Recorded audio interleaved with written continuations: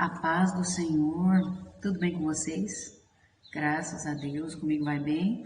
Estou aqui mais uma vez para gravar mais um vídeo com um resumo, um comentário, fazendo um resumo mesmo das lições da Escola Bíblica Dominical.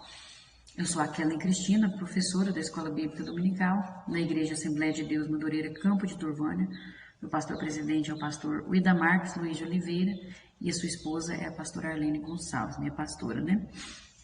E nós estamos aqui trabalhando com as lições da Escola Bíblica Dominical e nós usamos as revistas da editora Betel, como muitos já sabem, né? E estamos no terceiro trimestre de 2022, com o tema sobre o Sermão do Monte, a ética, os valores e a relevância dos ensinos de Jesus Cristo. Hoje eu estarei aqui fazendo um resumo da lição 9, uma lição abençoada, né, como todas as outras. Se a gente buscar, se a gente querer mesmo, a gente aprende muito com essas lições. A palavra de Deus, ela se renova todos os dias e tem sempre algo para nos ensinar. Glória a Deus por isso. E na lição 9, nós vamos ver aqui que o título é O Tesouro no Céu, a Candeia e a Busca do Reino. O texto áureo nos diz assim: Mas buscai primeiro o reino de Deus e a sua justiça, e todas essas coisas vos serão acrescentadas. Mateus 6:33. A verdade aplicada nos diz: o cristão deve sempre propagar o reino de Deus e promover a justiça de Deus por intermédio da evangelização e do amor ao próximo.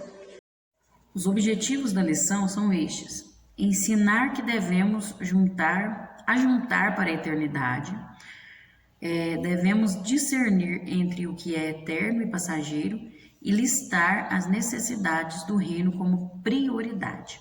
Os textos de referência encontram em Mateus capítulo 6, os versículos do 19 ao 23. Mas é importante ler sempre, meditar em todo o capítulo, né? Ver o contexto ali, né? O que vem antes, o que vem depois.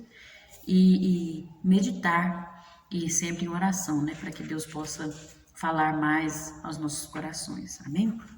Mas eu vou estar lendo aqui o que está disponível. E você pode acompanhar aí, se você tem a sua revista. Se não tem, pode acompanhar na Bíblia, amém? Não ajunteis tesouros na terra, onde a traça e a ferrugem tudo consome, e onde os ladrões minam e roubam.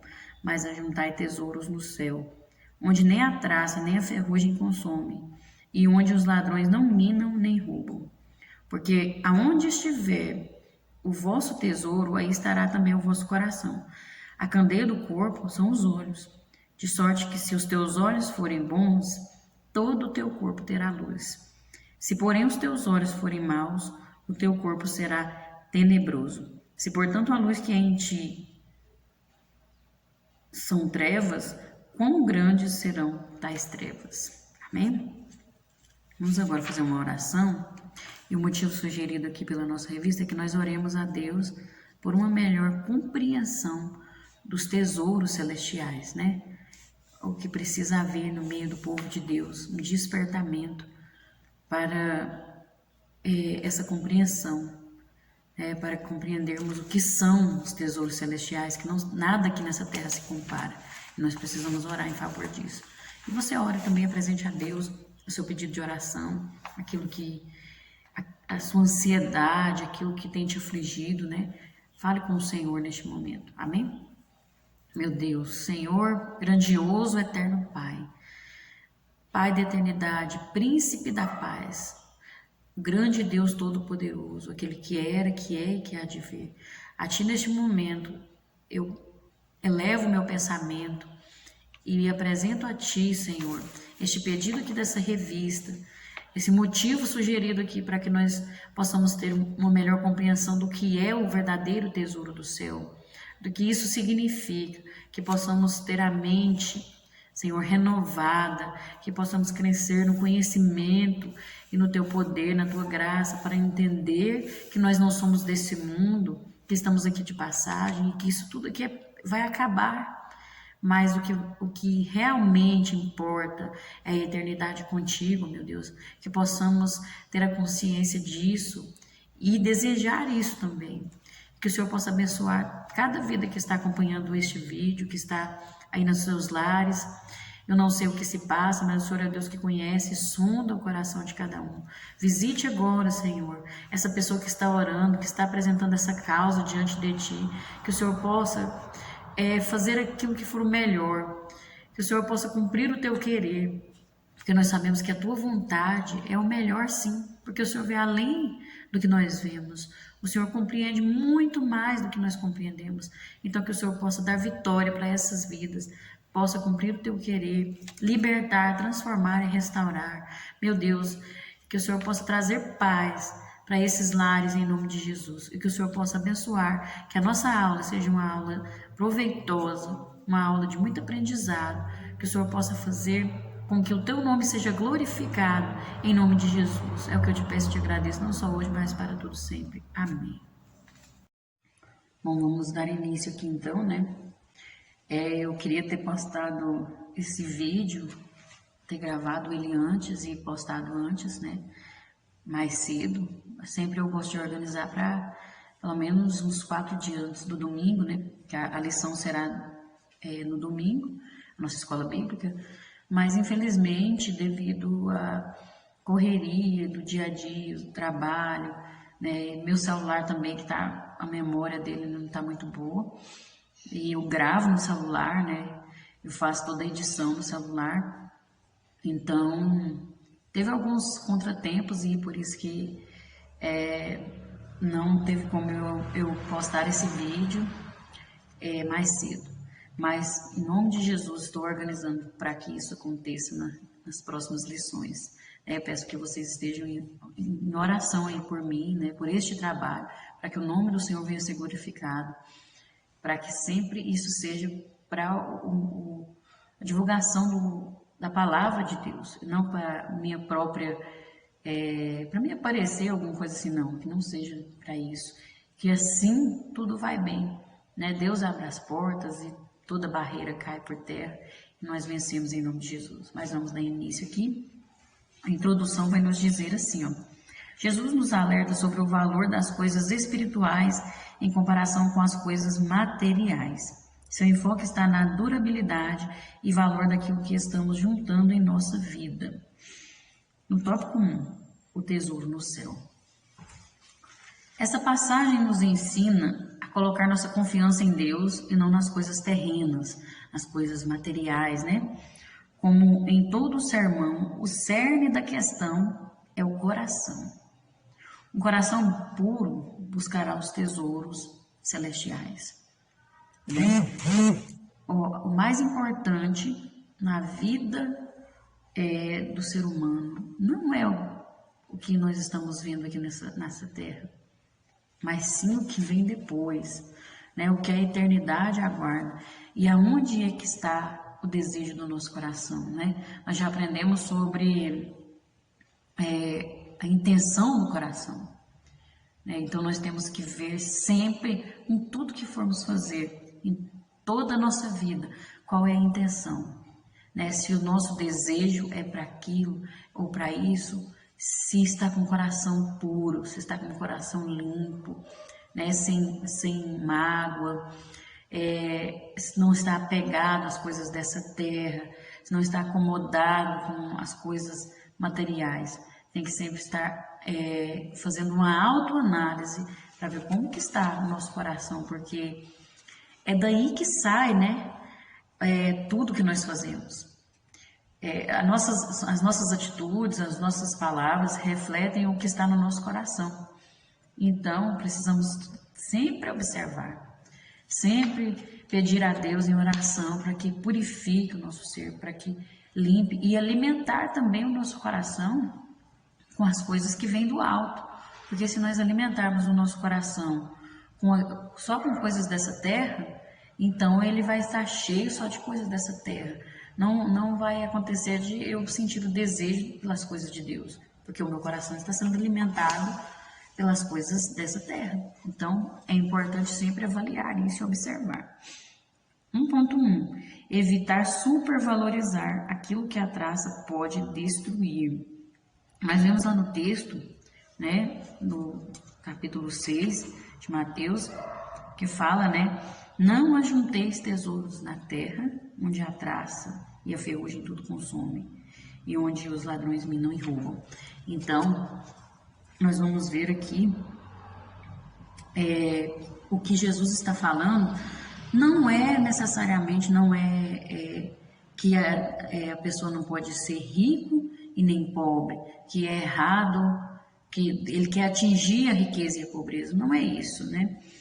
Quando ele fala em acumular tesouros no céu, Jesus fala de não ter como objetivo acumular riquezas terrenas que perecem, porque aquilo que acaba, para que nós vamos juntar isso? Para que nós vamos colocar a nossa confiança, nosso coração, os nossos sentimentos naquilo que acaba, naquilo que é passageiro? Não compensa, né? É isso que Jesus quer dizer. E aí nós vamos ver aqui que os fariseus, eles usavam na época, os judeus, os fariseus ali do Oriente, né? A riqueza ali que eles usavam, que era o que simbolizava sua glória, sua riqueza, eram as roupas, roupas luxuosas. Pode ver que até hoje eles usam os tecidos mais finos, né? E aí eles usavam essas roupas tão luxuosas e aquilo ficava guardado, né? Guardavam as roupas e vinha aquela traça, né? E aí destruía a roupa. E aí Jesus então vai fazer um alerta contra essa luxuosidade excessiva, né? Isso tudo era porque eles queriam aparecer. Se as pessoas olhassem e vissem, nossa, com roupa de grife, né? Com uma roupa de tecido caro, então aquilo era bom para eles, porque alimentava o ego deles, porque eles eram elogiados. E nós já vimos que os fariseus, eles sempre gostavam disso, né? A instrução de Jesus é para que não venhamos cometer o absurdo de dedicar uma vida inteira por algo que é perecível. Os fariseus dedicavam, os judeus, o povo do Oriente, né, usavam essas roupas caras, esses tecidos caros, gastavam rios, né, de dinheiro com tecidos caros, e aí esqueciam o mais importante, que era o amor ao próximo, que era o viver com Deus, aquilo que não ia acabar, aquilo que não era passageiro, né? E os fariseus, eles usavam a religião para ganhar dinheiro. Seus corações estavam totalmente apartados de Deus. Então, olha aí, viviam uma vida de aparência. Tesouros na terra não devem ser a cobiça do cristão, pois são destrutíveis, vulneráveis. E nós vemos, trazendo para o dia de hoje, como as pessoas estão. Na igreja, por exemplo, a gente vê cada um quer se vestir melhor que o outro e tá quase um desfile de moda. Tem pessoas mais simples que ficam com vergonha de ir na igreja porque não tem uma roupa bonita, porque às vezes tem uma roupa que não é nova. Eu já ouvi comentários de pessoas assim e se sentem assim inferior, sabe? E aí a gente tem que sempre falar para a pessoa, não é a sua roupa que te leva para a igreja. Lá não é para você mostrar a sua roupa, ninguém vai reparar, mas sim o seu coração diante de Deus. É isso que é importante. Mas é muito triste ver uma situação como essa, ouvir algo como isso que a gente ouve, né? Porque as pessoas estão muito apegadas às coisas dessa terra, muito apegadas. E Jesus, ele nos alerta a viver outra perspectiva, a da eternidade, de que um dia iremos desfrutar. Tem gente que tem tanta roupa, compra tanta coisa, e aí Morre, você acha que vai levar alguma coisa? Não vai levar nada. E aí, às vezes, não investe no próprio caráter, em transformar seu caráter, em buscar ser uma pessoa melhor, uma pessoa transformada. E aí, quando morrer, e a eternidade, como é que vai ficar diante de Deus? Como que vai ser a situação? Temos que pensar nisso. Nós estamos aqui de passagem, nós sabemos que a morte é inevitável. Nós sabemos que isso aqui tudo vai acabar. E aí? Nesse mundo, corremos o perigo de estar mais apegados às coisas que nos separam de Cristo. Isto é, ser mais apegados às coisas materiais, às pessoas ou a qualquer coisa que nos dê segurança ou prazer. Não é errado possuir coisas. Errado é permitir que as coisas nos possuam. Então, você tem um controle de que você vê uma coisa, você quer comprar, ou você domina você mesmo? Ou é aquilo que manda em você, é aquilo que te possui? Né? Isso é muito importante, porque muitas vezes a gente compra coisas sem necessidade. Sem necessidade, por pura vaidade, para satisfazer um desejo do coração, para alimentar o nosso próprio ego, para viver assim, porque viu alguém com uma roupa parecida e não, agora eu tenho que comprar uma também e tal. Tem gente que compra por inveja, pelo amor de Deus, misericórdia. Olha aí, isso não tem sentido, isso faz a pessoa ficar mais doente, não transforma, não, isso não preenche o vazio da alma. Na verdade, isso faz fazer mais um buraco maior ainda na nossa alma, no nosso ser. Misericórdia. Precisamos rever isso aí, né? Não supervalorizar aquilo que a traça pode destruir. No 1.2, evitar supervalorizar aquilo que a ferrugem pode consumir. A palavra traduzida por ferrugem ou mofo significa literalmente o que come. O termo é uma palavra geral para a ideia de consumir, que aponta não apenas para uma ação destrutiva sobre os metais, mas para uma deterioração de natureza mais ampla, como plantações, vinhas e até dentes. No Oriente, a riqueza de muitos homens consistia no grão de uma colheita abundante, e que esses grãos eram armazenados em enormes celeiros, onde, ao entrar carunchos ou roedores, se perdia o tesouro. Veja só, aqui a ferrugem, como nós vimos nesse texto aqui, vai falar não só daquele material que enferruja, né? O termo da palavra vai falar a ideia de ser consumido.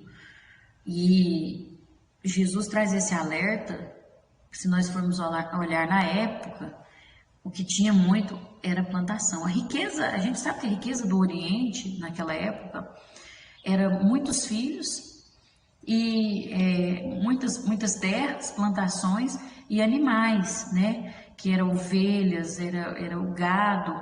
Então, tudo isso simbolizava, era a riqueza das pessoas naquela época.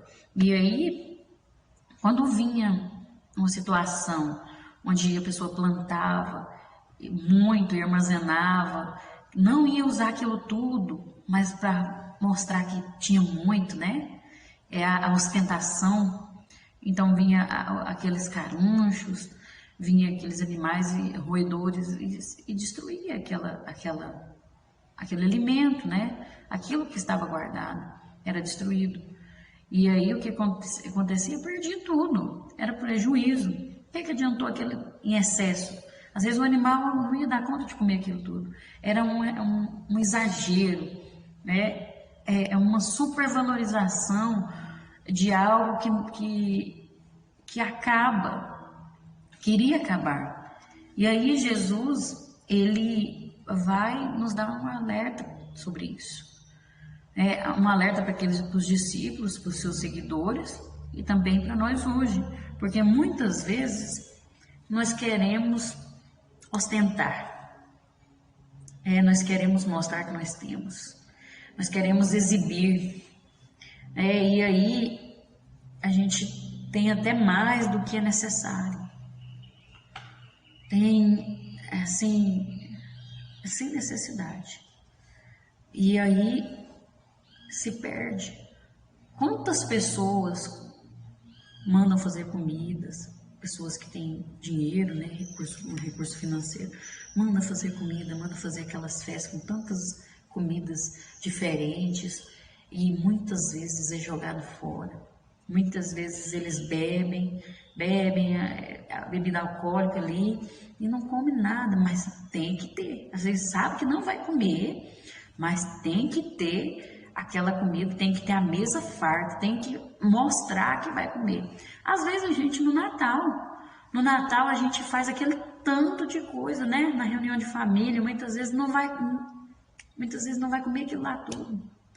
E aí joga fora, perde, apodrece, né? Às vezes guarda na geladeira, mas é trem demais e são alimentos perecíveis. A gente quer fazer uma mesa bonita na festa, seja de casamento, de aniversário, que fica tanto de coisa, só para mostrar, só para tirar uma foto e divulgar, para mostrar, nossa, vamos postar essa foto aqui da mesa. Para que isso? Para que essa ostentação? Às vezes a gente divulga foto de comida só para aparecer, que muitas vezes a gente faz, né? Que muitas vezes a gente tem em casa e tal, e a gente não para pensar que tem uma outra pessoa do outro lado da tela vendo aquilo, que às vezes não tem o que comer em casa. Muitas vezes está vendo aquilo ali, uma criança que está vendo aquilo ali não tem o que comer em casa, está com fome, e a gente fica com ostentação, com vaidade, sabe? E Jesus ele vai falar contra isso. Nós temos que acumular riquezas, que juntar tesouros, que querer ostentar, querer divulgar, exibir, é o reino de Deus. Você não vê ninguém exibindo as características de Deus aí, o caráter de Deus, o que é o reino dele. Ninguém faz isso, né? Engraçado como é que é as coisas, né? Mas para si mesmo, quando é para se vangloriar, vaidade, né? Aí, ixi, misericórdia. Só Deus para ter misericórdia. Que possamos ver verdadeiramente o que é importante. O que é de real importância. Se eu ficar me expondo e exibindo, querendo aparecer para as pessoas, ou se é o reino de Deus. E a palavra de Deus vai falar que a gente tem que juntar tesouros lá no céu. Não é que nessa terra, isso aqui vai acabar, isso aqui vai passar, isso aqui, a nossa vida vai acabar. E aí, o que eu fiz? Você sabe o que a gente leva? As nossas obras. E aí, o que eu fiz? Será que eu tenho obras para depois apresentar a Deus? Precisamos meditar nisso, né? Em ponto 3, evitar acumular onde ladrões minam e roubam. Na Palestina, a maioria das casas eram feitas de barro ou tijolo cru, e os ladrões podiam entrar fazendo um buraco na parede. E ao entrar, roubavam tudo o que podiam carregar. Ninguém estava seguro e, por mais cuidadosos que fossem, não podiam conservar seus tesouros. A traça, a ferrugem e os ladrões representam aquelas forças que fazem os tesouros terrenos diminuírem em valor e serem totalmente destruídos. Acumular tesouros no céu é acumular boas obras diante de Deus, servindo a Ele com integridade e amando ao próximo como a nós mesmos. É isso aqui que a gente vai levar. O resto, isso aqui vai acabar. Tudo vai acabar. Você corre o risco.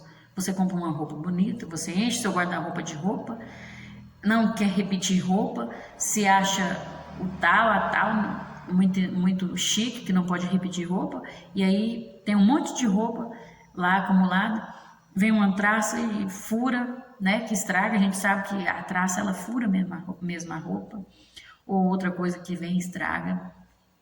Você quer se exibir com comida, vem e faz aquele tanto de trem só para aparecer, mas o trem perde, joga tudo fora.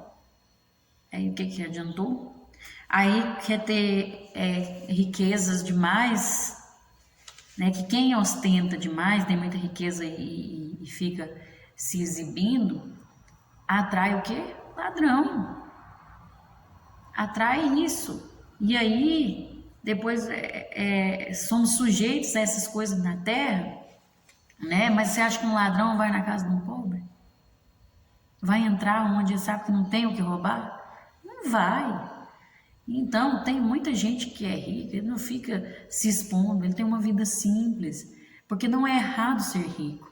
O que é errado é colocar o coração na riqueza, no dinheiro, né? Supervalorizar, acumular essas coisas. Isso sim é que é errado e não traz nenhum benefício, né?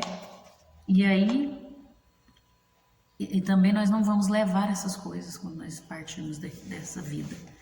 O que nós vamos levar é o que nós fizemos. Em vez de pegar e fazer aquele tanto de comida para exibir e depois jogar fora, nem que você tire foto e divulga, mas então não joga fora. Dá para alguém que precisa, faz uma doação. Lembra de alguém que está com fome, lembra de um vizinho, talvez, que está passando necessidade, né? Tem roupa demais? Doou para alguém? Quantas pessoas não têm roupa? Quantas pessoas? A gente tem que se colocar no lugar do outro. Isso que é a verdadeira essência do tesouro do céu, de acumular lá. Porque quando nós fazemos isso, estamos acumulando lá. E aquilo lá, o que está lá é eterno. Tanto Jesus como os rabinos judeus sabiam que tudo que se acumula de maneira egoísta, mais cedo ou mais tarde se perde. É uma realidade. Mas aquele que se oferece aos outros com generosidade, né, não com a intenção de receber algo em troca, mas por amor, né, com um coração quebrantado e generoso, acumula para a vida eterna. Né? E não é de qualquer maneira que você vai oferecer, né? Porque tem gente que também ajuda os outros para aparecer também, né? Para receber a fama, né? Para receber elogios. Aí, por isso que é importante observar o coração. Nós vimos lá no início, fala que o cerne ali, né? O cerne da questão é o coração. Então, tudo tem que olhar. Mas aquele que oferece com generosidade, ele acumula riquezas para a vida eterna. E são riquezas que ninguém pode tirar. São riquezas que preenchem o nosso ser e nos deixam, nos dá satisfação, nos dá algo assim que ninguém consegue explicar, só você mesmo que sente, né? Esse foi o princípio usado pela igreja primitiva, que cuidava de todos aqueles de quem ninguém se ocupava. Aí, se você vê lá em Atos, capítulo 2, você vai ver como que a igreja primitiva vivia. E esse princípio deve permanecer até os dias de hoje. Mas, infelizmente, muitas igrejas estão deixando o princípio que Jesus ensinou, que a igreja primitiva deixou como exemplo para nós. E nós precisamos voltar ao primeiro amor, viver este princípio. Isso é um chamado à igreja. Amém? No tópico 2, nós vamos ver a candeia dos olhos. O discurso segue agora e Jesus fala acerca da visão, da capacidade de discernir o que é de valor eterno do que não tem valor e é temporal. A visão determina a direção e a qualidade de uma vida. O olho bom. Aqui Jesus utiliza um olho em um sentido metafórico, distinto, diferente, né? Um sentido diferente, referindo-se a uma lâmpada que ilumina a vida interior de uma pessoa. Veja que a candeia, para quem não sabe, era um objeto que eles usavam para iluminar o ambiente. Como antigamente se usava a lamparina, o lampião, e foi evoluindo. Hoje nós temos as lâmpadas, né? Tem lâmpadas de LED. Naquela época era a candeia. Sem a candeia tudo ficava escuro, né? Então era um objeto de iluminação. Quando Jesus fala que a candeia, nossos olhos são como uma candeia, é porque os nossos olhos é que mostra, a gente vê através dos olhos, né? É o que traz para dentro do nosso corpo, né? Para dentro do nosso interior, são os olhos. Então é como se fosse a lâmpada. Mas aí nós vamos ver aqui, ó, que os olhos são a lâmpada de nosso corpo, não a luz. Não é a luz, é a lâmpada. É com eles que iluminamos todo o nosso interior.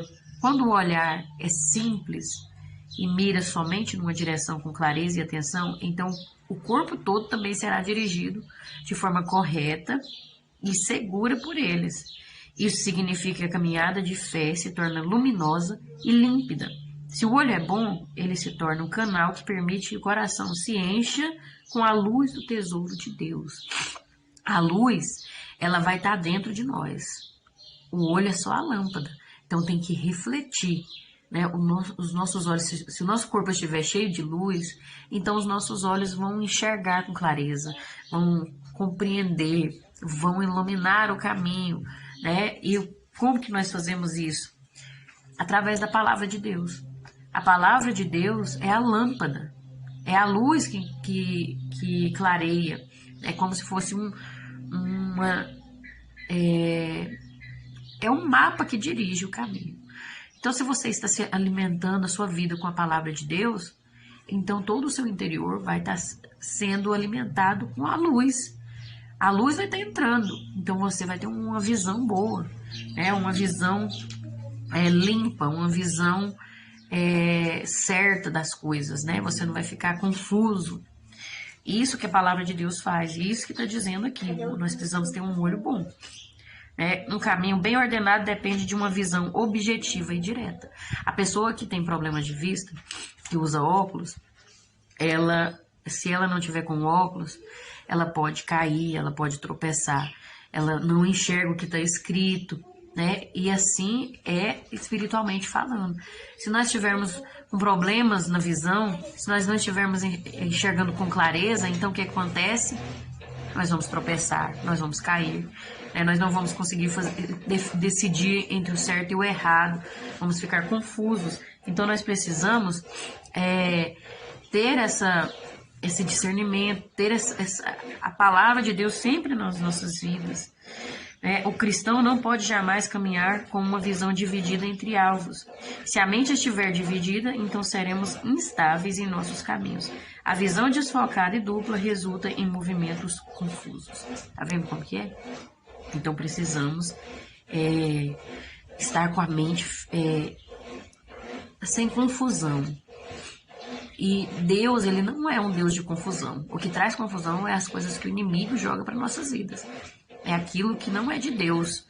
Quando você está confuso com alguma coisa, pode ter certeza que isso não é de Deus. Porque Deus não traz confusão. Então tem que observar o que está acontecendo. Talvez a visão está meio desfocada. Talvez a visão está meio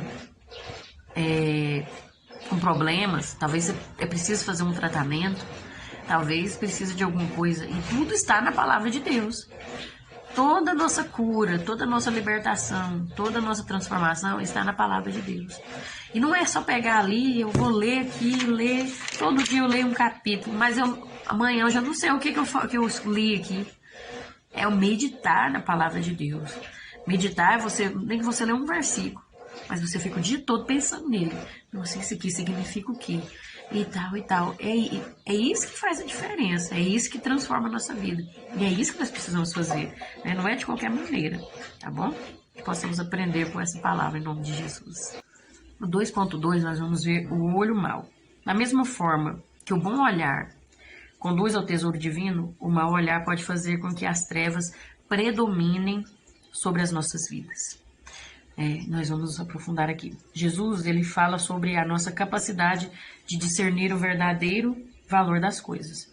Diz que os olhos são a lâmpada, não a luz do corpo. A palavra traduzida por bom é aplous, que significa são, sadio.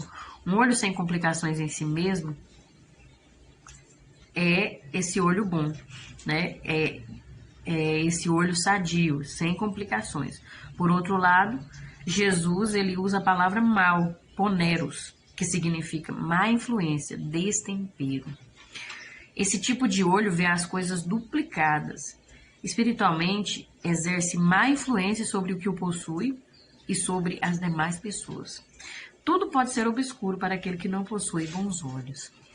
Você sabe aquela pessoa que tudo que ele vê nas pessoas, nas coisas, ele coloca coisa ruim. Ele só vê a maldade nas pessoas. Só vê, sabe, aquela pessoa muito maliciosa, que coloca maldade, malícia em tudo, julga muito as pessoas, sem mesmo antes de conhecer, e julga sempre coisa ruim. É a pessoa que tem o olho mau. Porque dentro dela só tem trevas. A pessoa com coisa ruim dentro de si, com muita maldade, com sentimentos que já é da natureza humana e a pessoa não luta contra, mas deixa isso aflorar.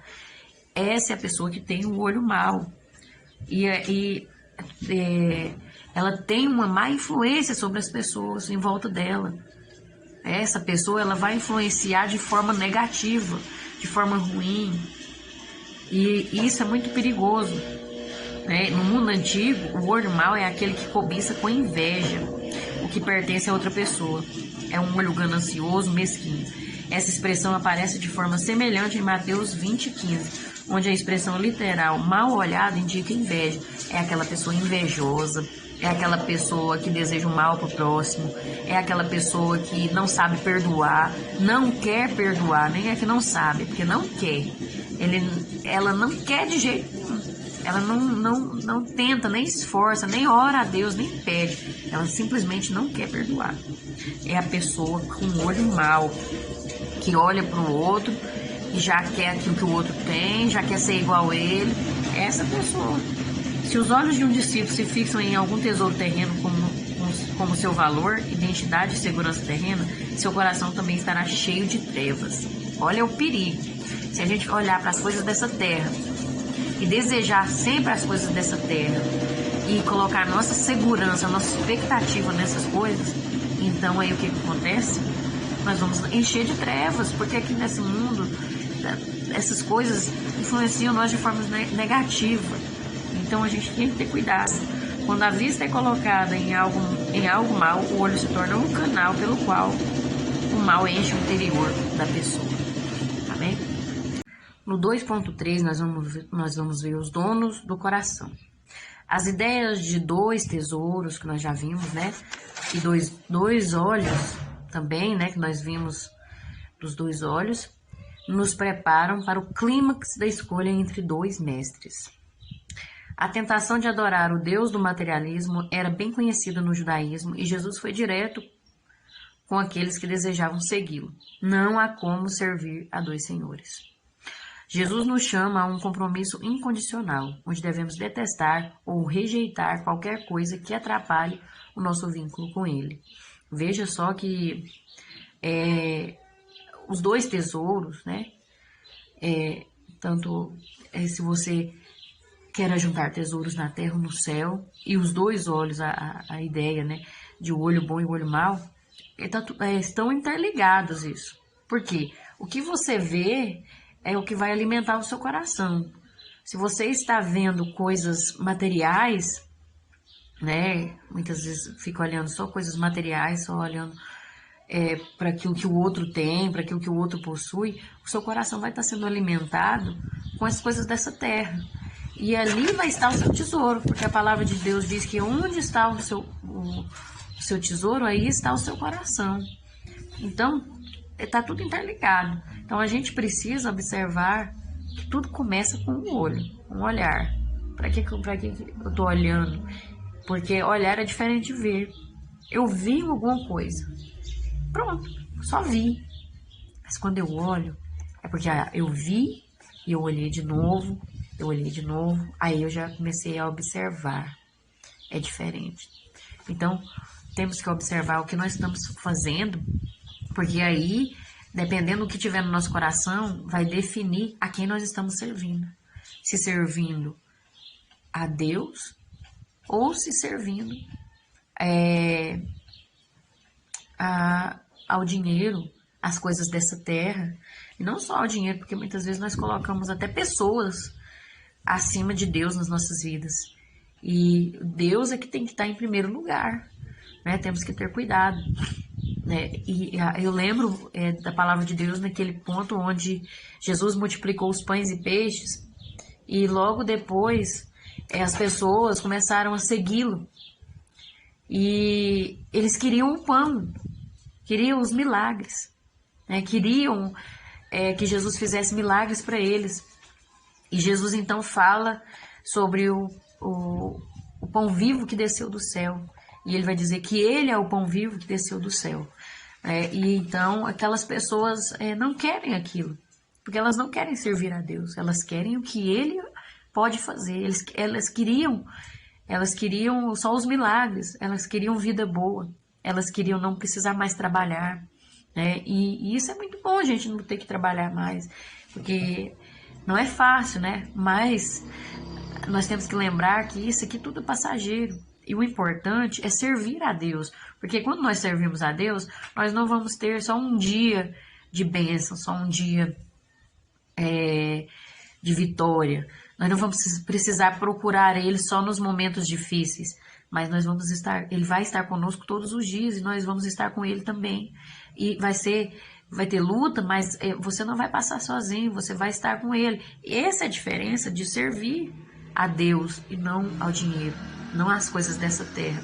E aí, aquelas pessoas vão embora, aqueles seguidores, né? Quando Jesus fala sobre o pão vivo e tudo aquilo, aquelas pessoas saem, não querem servir a Jesus, não querem seguir Ele.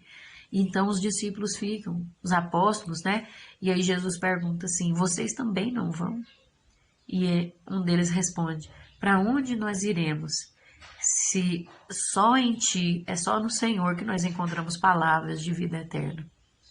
Isso é muito forte para nossas vidas, porque só em Deus que nós vamos encontrar a verdadeira essência da vida.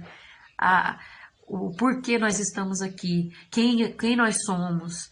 E é essas palavras que vai impactar as nossas vidas, que vai nos transformar, que vai preencher aquele vazio, aquela falta de alguma coisa. Não é o dinheiro, não é as coisas que compramos, não é aquilo que adquirimos. Sim, é muito bom ter essas coisas, é muito bom, mas já viu o que passa? Você compra, você deseja tanto aquilo e logo chega aquilo, você compra, você adquire, mas de repente você sente um vazio, uma tristeza, porque é só o Senhor que tem palavra de vida eterna. É só em Jesus. E nós precisamos estar com o nosso interior cheio de luz. E o que é a luz? São os olhos? Não. A palavra de Deus. A palavra de Deus tem que estar dentro de nós, para nós tomarmos essa decisão de servir ao Senhor, de tirar qualquer coisa que atrapalhe o nosso vínculo com Ele e servir Ele por completo. Jesus não proíbe o cristão de ser rico, mas sim de entregar o seu coração à riqueza. É quando ele fica incomodado de abrir mão de alguma coisa financeiramente, quando fica incomodado nesse sentido quando fica assim avarento, né, quer tudo para ele, não quer dividir. Uma herança, por exemplo, quando morre alguém, fica a herança e vira aquela briga por causa de dinheiro. Ali o Deus da pessoa está sendo dinheiro, ele está amando o dinheiro mais do que a própria família, né? É um exemplo claro de amor ao dinheiro, né? Riqueza, Deus não proíbe, né? Jó era rico, Abraão, e muitos homens de Deus, e isso não impediu eles de servirem a Deus por completo. Pelo contrário, eles usavam isso em favor do reino de Deus.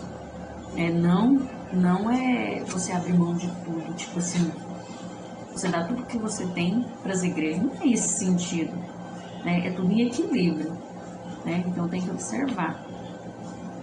Jesus assinalou que ou estamos com Ele ou contra Ele. Com Deus não pode haver lealdades divididas, entendendo? Não tem como servir a dois senhores. Ou você vai favorecer mais um e desfavorecer o outro, ou você vai agradar mais um que o outro. Então, a quem você está servindo? Precisamos meditar nisso, né? Quem é o dono do seu coração? É Deus? Porque se você colocar o seu coração, o seu amor ao dinheiro, você vai ficar frustrado, porque isso aqui vai acabar. O dinheiro é desvalorizado muitas vezes, o nosso trabalho, e a gente fica frustrado. Mas Deus não. Deus, Ele não nos desampara. Ele nos valoriza. Ele preenche o vazio da nossa alma. Então deixa o Senhor ser o dono do seu coração. Por completo, você vai ver a diferença. No tópico 3, nós vamos ver a busca pelo reino de Deus e sua justiça. Por recomendação do próprio Senhor, o cristão deve ter anseio pelo reino de Deus e por sua justiça. Ao priorizarmos sua obra, ele promete recompensar a nossa fidelidade em servi-lo. 3.1. A prioridade de cada cristão. Buscar o reino de Deus deve ser a prioridade de cada cristão. Deve estar em primeiro lugar. E nós já aprendemos na lição passada sobre o reino de Deus, né? Que o que nós devemos praticar para manifestar o reino de Deus, né? O amor ao próximo, a sinceridade, né? O coração quebrantado, não é aquela coisa de aparência, uma falsa piedade, não. É que o reino de Deus, um pouquinho do reino de Deus nós demonstramos com as nossas atitudes, seguindo o exemplo de Cristo, imitando a Cristo, né? E isso deve estar em primeiro lugar na nossa vida. O reino de Deus e a sua justiça, né? Nós vamos ver no 3.2 a justiça, mas agora falando do reino de Deus, ele está em primeiro lugar. O que está em primeiro lugar na sua vida? Quantas vezes na igreja nós deixamos para depois, né, o culto, sempre arrumamos desculpa, é só 1h30, e a gente arruma desculpa.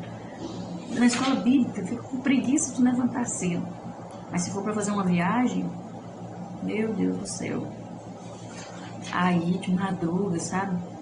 Mas se for para fazer um evangelismo, não levanta cedo, não desperta, né? Aí tá cansado, trabalhou. O que tá sendo prioridade na sua vida? É o reino de Deus? Né? Temos que meditar nisso. O buscar aqui não se resume em chegar-se a Deus para que Ele alivie todos os nossos fardos, necessidades, enfermidades e preocupações. Não é buscar para benefício próprio. Esse buscar aqui é muito além disso. Não é para benefício próprio.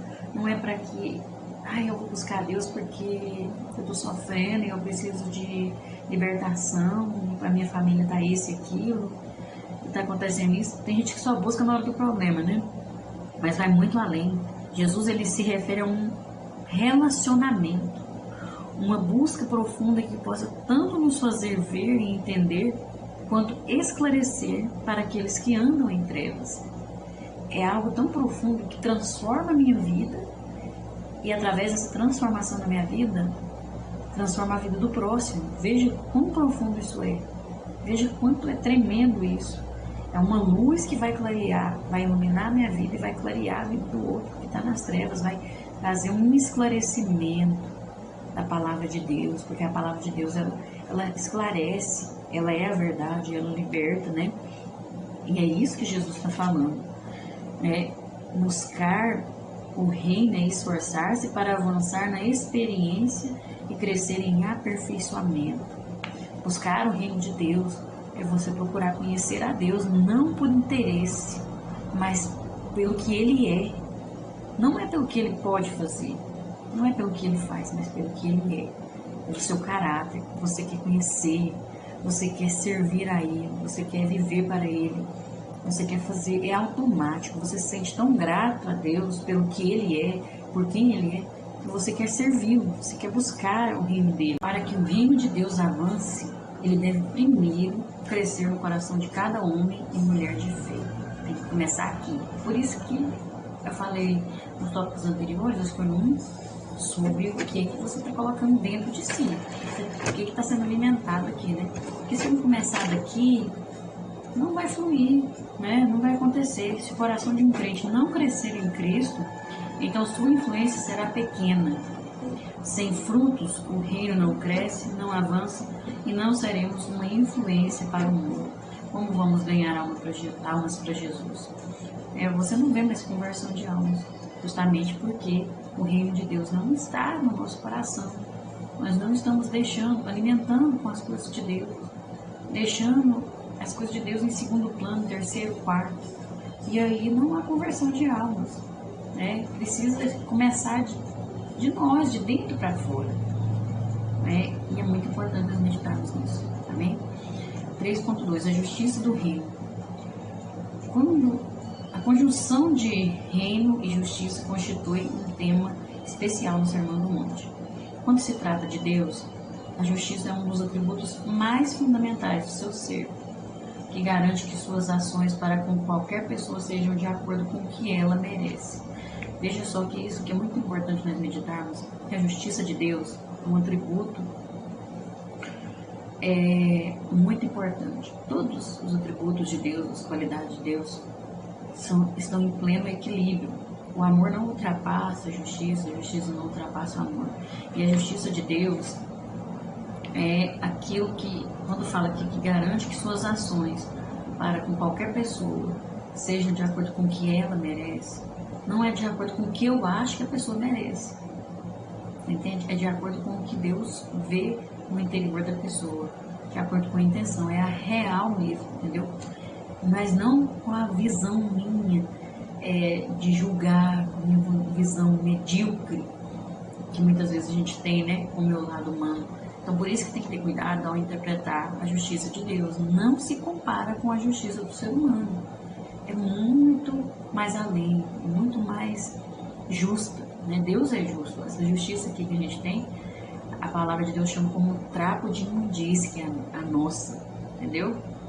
Porque nós fazemos justiça de acordo com os nossos interesses, com aquilo que a gente acha, né, que está certo, e muitas vezes não está. Os religiosos da época de Jesus conheciam toda a verdade da lei, mas exerciam uma falsa justiça, usando a religiosidade para enganar as pessoas. Eles agiam de acordo com os interesses dele, faziam justiça sim. Não era a justiça de Deus.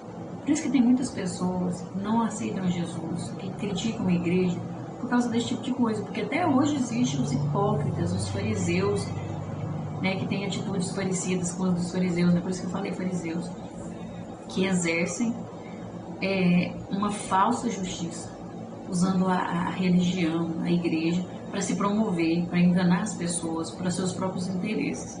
O exercício da justiça envolve romper com todos os padrões mundanos e viver uma vida disciplinada e regida pela palavra de Deus.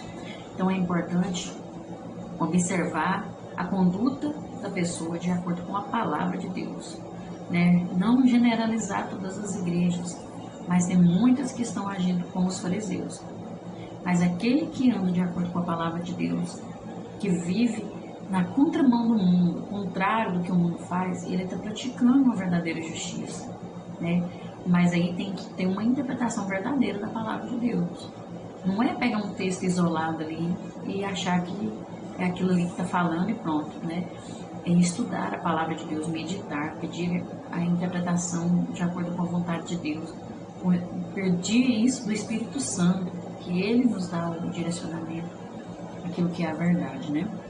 Jesus disse que a nossa retidão como cidadãos do reino deve exceder a dos escribas e fariseus, ou seja, deve ser maior do que a atitude dos escribas e fariseus, né? Então nós não podemos ser como eles, temos que ir além, não viver uma falsa piedade, uma falsa justiça, mas sim praticar a verdade, né? Praticar aquilo que é a vontade de Deus de verdade mesmo, de acordo com a sua palavra, não de fachada, não para agradar o homem, mas para agradar a Deus e para conquistar vidas para o reino de Deus. Mas como a nossa justiça pode ser consistente com o que é exigido pelo Senhor? Como que eu vou saber se minha justiça está de acordo com a vontade de Deus? Como que eu vou fazer isso? Aí vem a resposta: permitindo que Ele se torne o centro de nossas vidas e abrindo nosso coração para que a cada dia Ele nos aperfeiçoe, transformando-nos conforme a sua imagem e semelhança.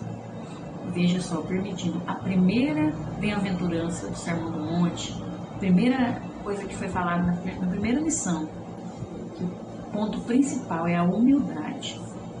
Começa pela humildade, você humilhar ao ponto de reconhecer que o Senhor é Deus, que o Senhor é o centro da sua vida, que Ele tem o domínio total sobre a sua vida e que Ele pode te aperfeiçoar, que Ele pode te moldar de acordo com a vontade dele. Você tem que ter humildade para permitir isso, para que isso aconteça. E aí sim você vai praticar a justiça de Deus, você vai começar a exercitar essa justiça de acordo com a vontade dele. O convite a buscar o reino e a sua justiça é um chamado à obediência, a viver uma vida de exemplos e ações que glorifiquem a Deus. A justiça do reino é diferente da justiça do mundo, porque a única coisa que ela promove é a pessoa de Deus. Não promove a mim, nem ao fulano, nem ao pastor, nem aos obreiros, não. Promove a pessoa de Deus, porque ele sim merece a honra e a glória. Ele merece ser promovido, porque ele é Deus. Ele tem o controle de tudo, ele tem o domínio, e mesmo sendo acima de tudo e de todos, ele nos ama incondicionalmente. E ele pagou o preço por nós. Ele se sacrificou em nosso lugar. Ele se entregou, se humilhou. Então ele tem todo o direito de receber a honra e a glória, porque ele é o dono de tudo. Ele é a própria justiça, ele é o próprio amor. Tudo vem dele. Então nós temos que promover a pessoa de Deus, não uns aos outros, nem a si mesmo, né? 3.3, a recompensa da prioridade. Ao listar a prioridade do reino, Jesus fez uma importante declaração para aqueles que são seus discípulos. Ele disse que cuidaria de todas as nossas necessidades. Isso não significa que ele nos concederá todos os tipos de desejos ou coisas que nos agradam, mas ele diz que isso nos suprirá. Né? Quando fala assim, buscai primeiro o reino de Deus e a sua justiça, as outras coisas serão acrescentadas. Né? Ele está dizendo que vai suprir aquilo que nós precisamos, aquilo que nós necessitamos. Não vai fazer o que eu quero, o que eu desejo para satisfazer minha própria carne, não. Muitas vezes o que eu quero não é o que eu preciso. Então Deus ele não faz esse tipo de coisa, não. Deus é muito sério, ele é muito justo, ele dá aquilo que nós necessitamos. E muitas vezes ele ainda faz além daquilo que nós desejamos. E isso é algo muito profundo, porque é a misericórdia dele que nos alcança. Não é porque nós merecemos também. Se Deus é nossa prioridade, ele cuidará de nós. O que você está buscando, as outras coisas vão ser acrescentadas. A palavra de Deus diz que todas as coisas cooperam para o bem daqueles que amam a Deus, daqueles que são chamados segundo o seu propósito. Olha, Deus abençoa tanto os bons como os maus. Mas aquele que ama a Deus, que serve a Deus, ele alcança as bênçãos de Deus. Não é que Deus abençoa uns mais que outros, não, ele alcança. Entendeu? Ele entra numa dimensão espiritual que ele tem acesso às bênçãos que Deus tem derramado, né? Ele é abençoado de uma forma diferente, porque Deus está amando ele mais? Não, porque ele buscou, porque ele foi atrás, ele chegou num nível onde estavam as bênçãos, porque é espiritual, a carne não vai ter acesso. Você tem que andar em espírito, você tem que estar fazendo a vontade de Deus. Nossas decisões devem girar em torno de Deus. E seu reino e justiça devem ser sempre a prioridade de nossas vidas. Jesus diz para não vivermos ansiosos quanto às nossas necessidades e pede que confiemos em sua ação milagrosa. Nós temos que confiar no agir de Deus, no milagre de Deus. Muitas vezes, as necessidades podem corroer o nosso estado de paz e encher nossas vidas de ansiedade, de preocupações, de estresse, e a gente fica sofrendo tanto. Mas Jesus ele nos ensina que não devemos nos preocupar por coisas como o que comeremos ou com o que nós vamos vestir, porque a vida tem um valor mais alto e merece ser mais dedicada a um propósito que vai muito além do que só o vestir, só o comer. É mais alto do que a escassez de nossos haveres, de nossas coisas aqui nessa terra. Vai além disso.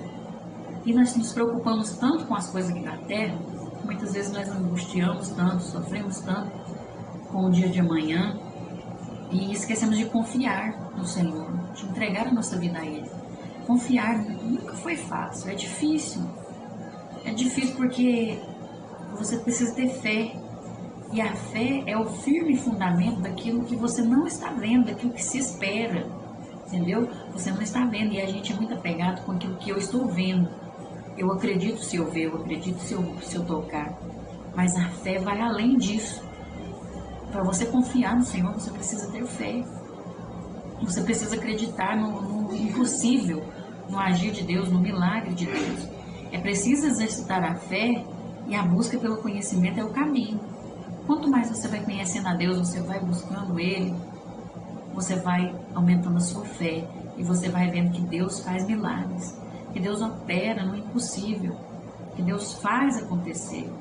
E aí a gente quer passar na frente de Deus, né, muitas vezes, né? A gente acha que Deus não vai fazer e não entrega, não descansa.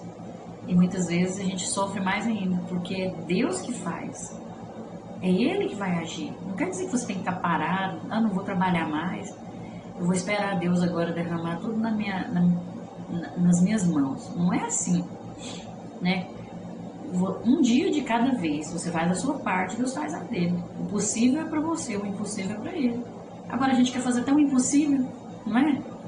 Às vezes a gente preocupa com coisa que vai acontecer daqui uma semana, a gente já está sofrendo. Meu Deus do céu.